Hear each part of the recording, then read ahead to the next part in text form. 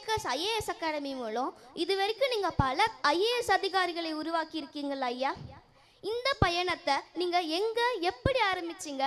இந்த பயணத்தை தொடங்குறதுக்கு உங்களுக்கு தூண்டுகோல் நிகழ்வாக இருந்தது எது? அது எங்களோட பகிர்ந்து கொள்ள முடியுமா? இது ஒரு ரொம்ப நல்ல கேள்வி. ஆக்சுவலாக நானும் இது போல் ஒரு சின்ன கிராமத்திலிருந்து தான் வந்திருக்கேன். உங்கள் முன்னாடி வேணால் ஜஸ்ட் ஒரு கோட் சூட் போட்டு உட்காந்துருக்கேன். பட் நான் ஒரு முதல் தலைமுறை பட்டதாரி, அரசு பள்ளியில் பயின்ற ஒரு மாணவன்.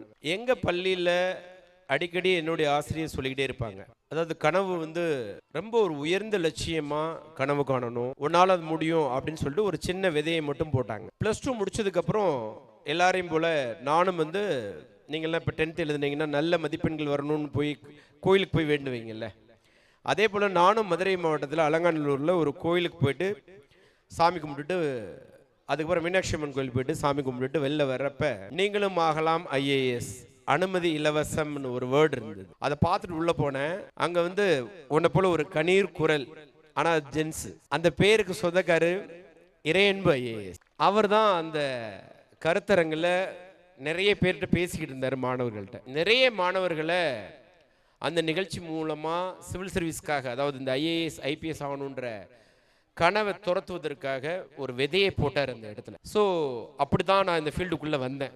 அந்த அனுமதி இலவசம்ன்ற ஒரு வேர்டு இருக்கு இல்லையா, கிராமத்து இளைஞனுக்கு இருக்கக்கூடிய விஷயங்கள், அது ஒன்று.